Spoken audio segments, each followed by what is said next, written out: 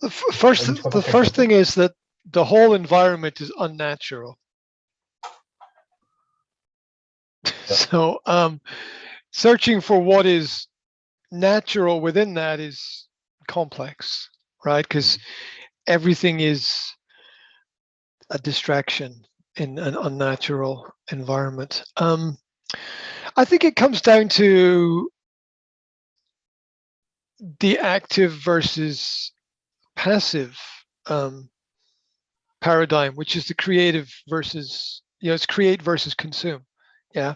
Where I think that be aware of how much a child consumes and be aware of how much a child creates and try to ensure that there's more creation than consumption. Now we're all monkeys, okay?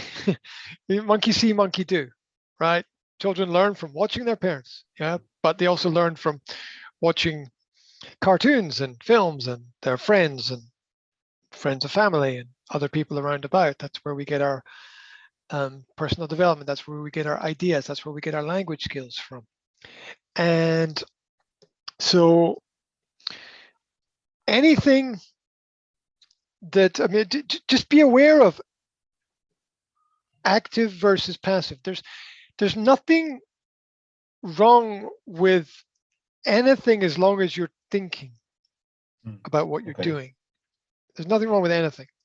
So you can use a mobile phone to play a game. You can use a mobile phone to watch a video. Is either one good or bad? Well, it depends what video you're watching. Are you watching somebody do something stupid? Yeah, are you watching? Yeah, exactly. Or are you using it to learn a skill that you can apply in your life? You can watch a YouTube instructional video to, like, I was watching some videos this morning to try to learn how to use some software, and that's something I can apply in my life. So it's how you view that instruction.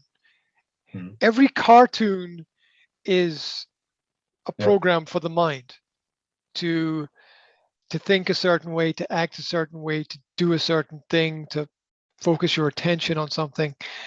And so there's nothing that doesn't teach us something.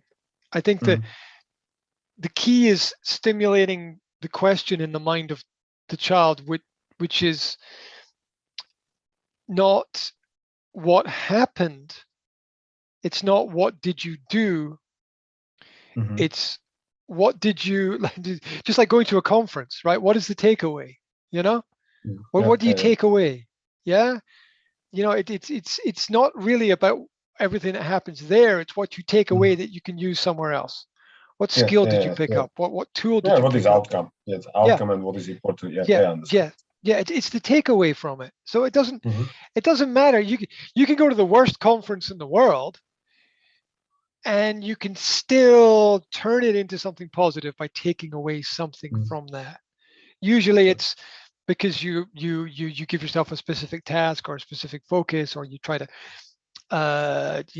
make networks and contacts with people or something. You take the bad and turn it into something good. Now, as human beings, that's all we ever do. All we ever do is take the bad and turn it into something good.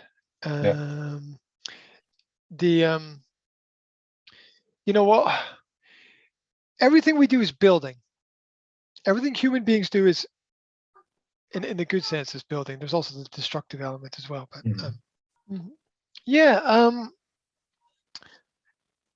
I think that people only learn from reality. If you don't experience reality, the human mind becomes very twisted and warped. And reality is not putting people away somewhere in a room away from things. I think I'm a great believer in the fact that where possible, parents should take their children to work with them. And one of the reasons for that is that most children don't understand what their parents do. Mom or dad disappear, they go somewhere to some office, and then they appear later. But most children don't fully understand what their parents do. And this is the fault of the parents for not involving the children in what they do. And what parents do is important because that provides the security, stability, and the finances for everything that's going on. Yeah, your ABCD is important in school, but it's not as important as what your mom or dad do to provide security for the environment that you live in. And so if we don't learn about the important things in life, we have a very strange perspective on what is important. Yeah. Like all these, look, I hate to be confrontational with people, but all these people putting a Ukraine flag on their social media posts who have never been to the Ukraine. It's like it's just a sign of an idiot, because it is way more complicated and way more nuanced and way more geopolitical than anybody understands. And the fact that you think that if you've never been somewhere and you put a little flag on your social media post that you're contributing to the betterment and benefit of society, I'm sorry, you're just a complete idiot. And and being an idiot is synonymous now with being stupid, is now synonymous now with being smart. It's absolutely insane. So I'm not for or against one side or the other, because we can't even solve our own problems sometimes. How the hell is, how the hell are you gonna virtue signal to solve the problems of an entire country? I don't know. It's just, it's symbolic of some kind of madness, and it's detached from reality. And this is what happens when all you know is school. When all you know is school, and I think I talked about these things before, where there's some times where I've said to my kids, I'm not going to cook for you. Go cook for yourself. Right? Go cook for yourself. And people will say, oh, that's being harsh or being cruel. I'm like, to you, yes. But it's an essential skill that my children need to learn. And they're going to learn it one way or another. I'm going to make sure that they learn it. And so a lot of people learn to swim by playing in the water. And that's the childlike perspective of things. You don't want things to be too dangerous, but I think I've said before that I let my daughter drive my car when she was 5. Yeah. And these are the things that parents need to ensure. They need to ensure that children have these experiences as young as possible, because what the fuck are you waiting for? What are you waiting for? Yeah. We're all, once you have children, you learn very quickly you're already running out of time. Yeah. Like 10 years is going to go like this. You're going to be old, your hair's going to fall out, it's all going to be gray, you're going to be tired, you're not going to have the energy, you're already running out of time. Yeah. Yep. No, yeah, right. Fully agree. And it's like next summer will be here before you even contemplate it. It'll be here. It's coming. Things are moving. This period of time in history is partly known as the quickening, which is this experience of human beings towards what some people call the singularity of things just traveling faster and faster and faster, because as technology gets faster, human beings have to try to increase the speed at which they do things to be able to live with the technology. We're trying to jump higher. We're trying to run quicker. We're trying to do more emails. We're trying to make more business. We're trying to contact more people. We're trying to have more influence. Bigger, better, faster, stronger. We're pushing. And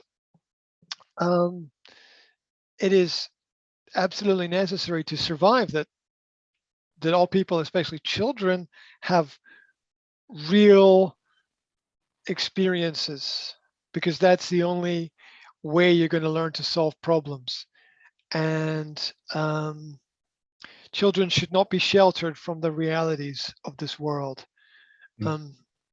which is both good and, it's the good and bad of why the children should watch the news.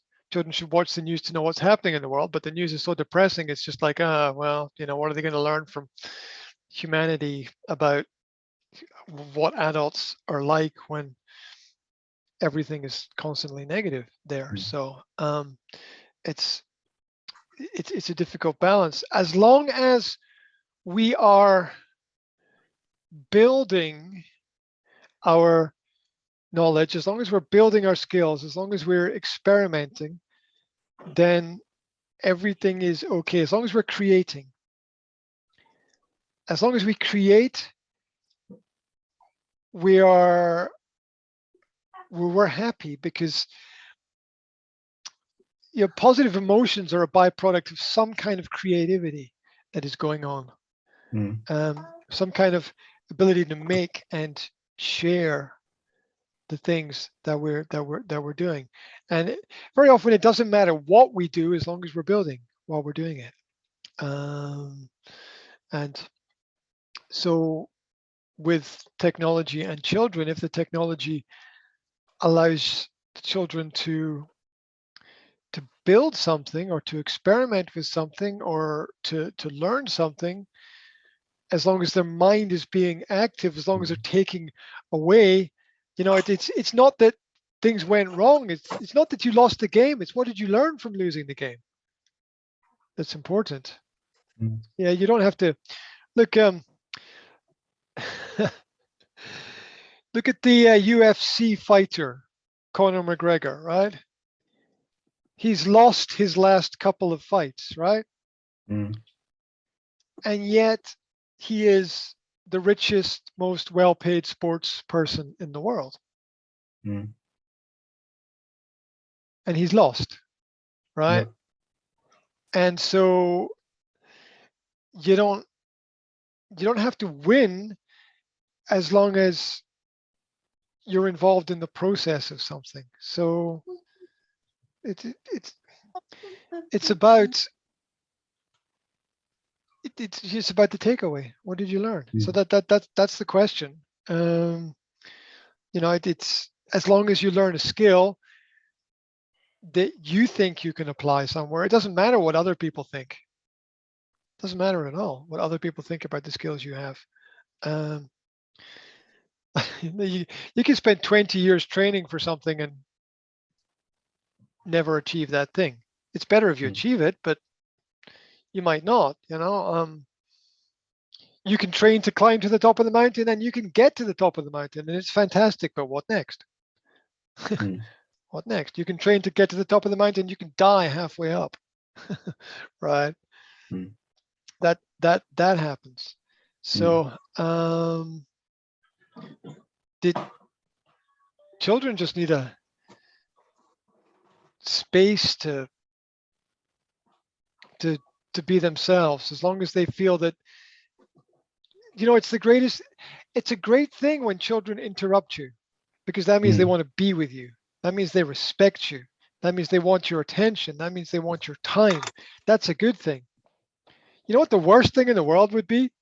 If your child was alone in their room and they never interrupted you, and they never came to you, and they never asked you. And people would be like, oh, your child is so well behaved, because they're shit fucking scared, right? That's what that means a lot of the time. I mean, well-behaved can be respectful, and that's a good thing, but well-behaved can also mean scared. So as we have to know what's happening and know what's going on, and also realize that children don't ever make mistakes. There's no such thing as a mistake to a child. Nothing is wrong. And everything learned is a construct. You grow up in Japan, you speak Japanese. Grow up in Spain, you speak Spanish. Grow up in the Czech Republic, you speak Czech. Grow up in Germany, you speak German. They're all constructs. As long as we're learning, it doesn't matter. And as we get older, the constructs become more fixed and it becomes harder to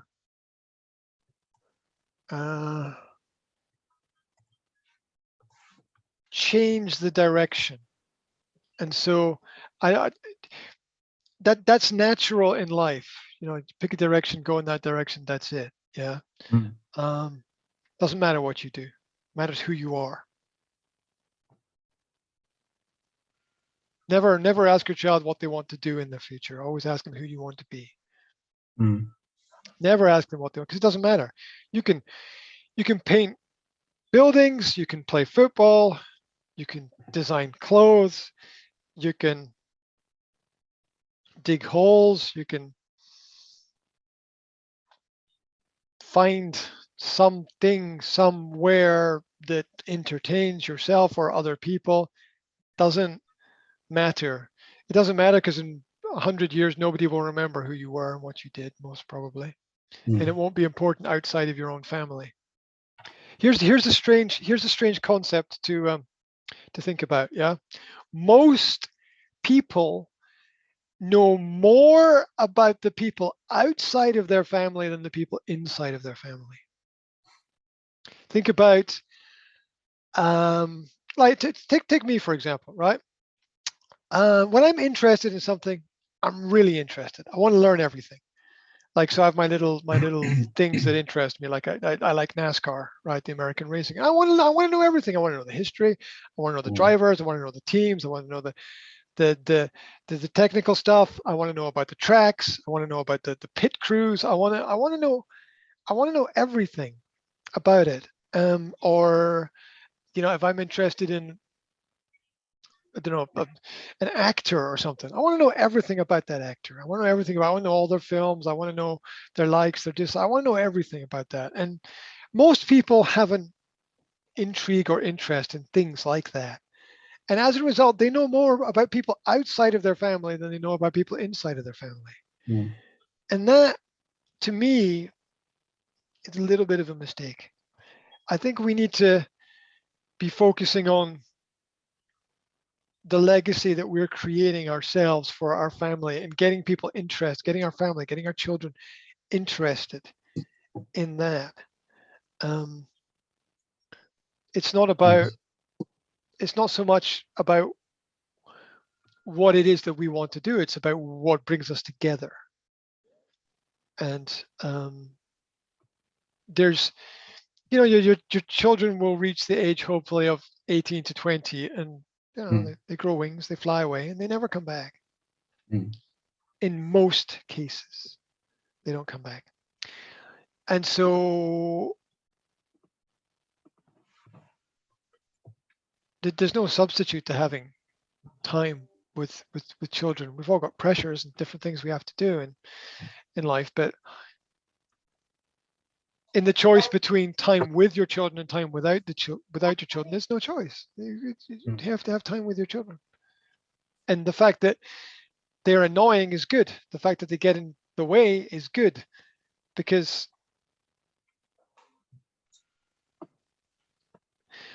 you should never spend time with anyone who doesn't like children. And you should never spend and you shouldn't spend time with people your children don't like either.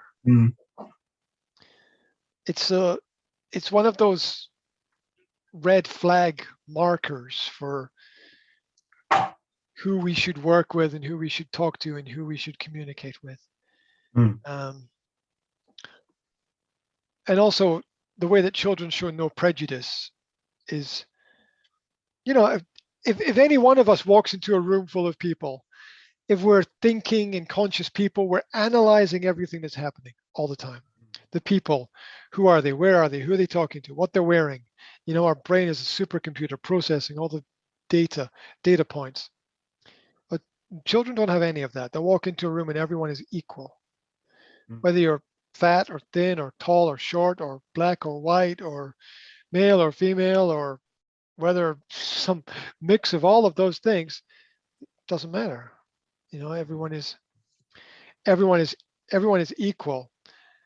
And it's important to keep this that way, because the world functions on divide and conquer. The world functions on segregation and compartmentalization. And that's a very inhumane trait. We live on one planet, one world, but we've divided it into 200 countries. Why? Because it's power to play the game of country versus country. You know, the fact that there's a conflict in the Ukraine and that Ukrainians are dying and Russians are dying and maybe other people are dying as well is a tragedy. It's a tragedy whoever dies, right? It doesn't, you know, it's all a tragedy. It's all a tragedy. It's all wrong. But and that's a result of segregation, and children don't have that prejudice. And so I don't think that, look, I'm aware of the fact that technology has some unhealthy influences with children, but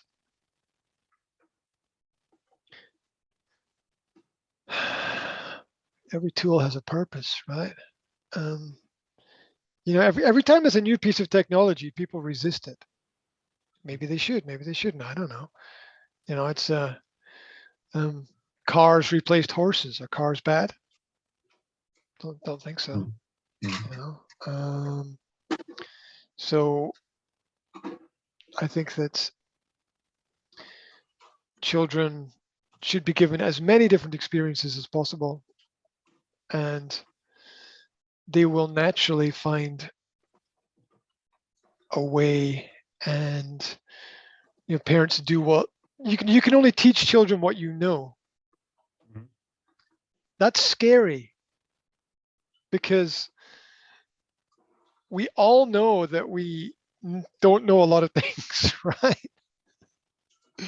We're all limited in our knowledge. All we can do is teach children what we know, which is why we have to keep learning. Because when we stop learning, then the children stop learning. Which is why we then send them to school to get educated by people we don't know about things that we don't know about. And maybe they don't know about as well.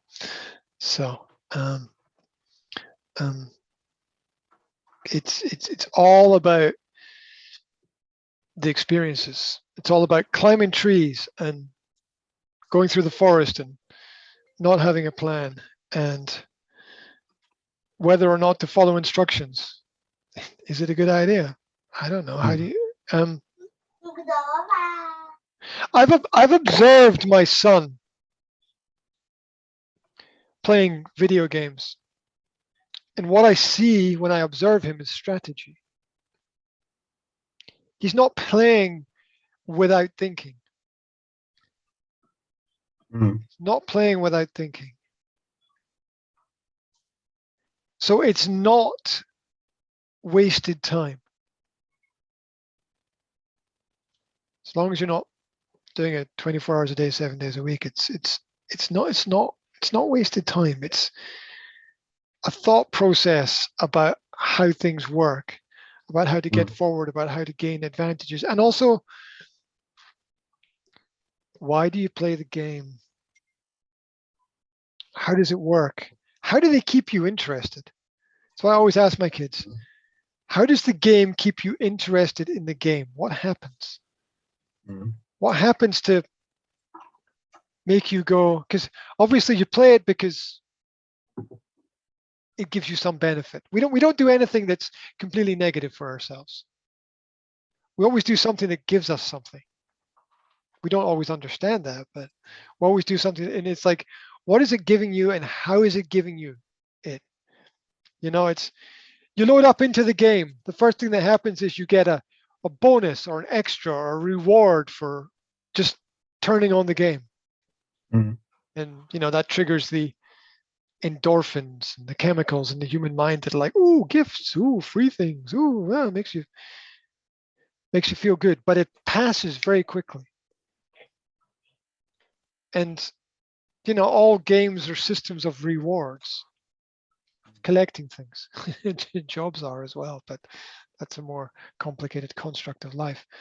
But look at what your children are getting from what they're doing. What are they getting from it? Do they know what they're getting from it? Do they understand what they're getting from it? Right?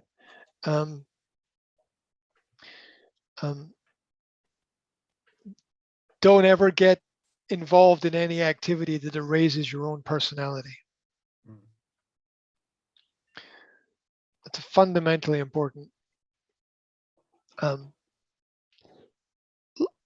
life skill, that you don't lose yourself in everything else that's going on, which is you don't lose yourself when you know yourself. And so there's a million different ways to do things.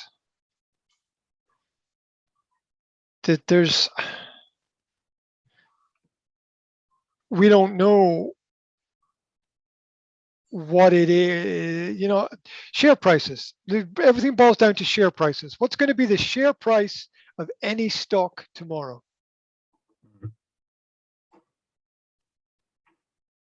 Nobody knows. Nobody knows. So we live within a semi-safe construct, but there's so much that we don't know. You send your child to football practice because you want them to be fit and healthy and be part of a team and play a game with people, but they break their leg. Maybe that's not a bad thing. Maybe they learn something from that. Right? We don't know. Monitor things. Be very aware of what's happening.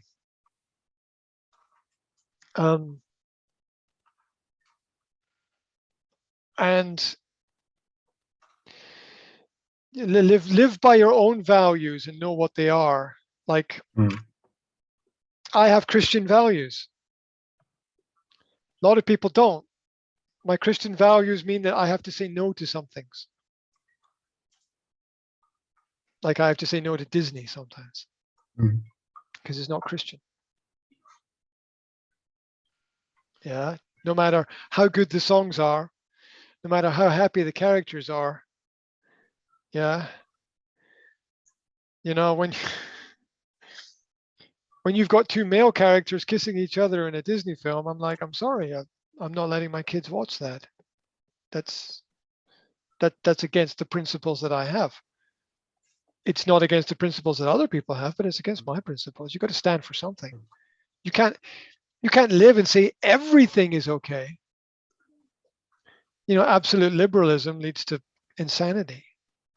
You've got to set yourself, and you've got to know why and be able to explain your point of view as well. Right? That's the Christian values. There's only two genders. It's Christian values, right? I'm sorry. Yeah, everything else is something that's wrong and needs to be. People need to be aware of it. So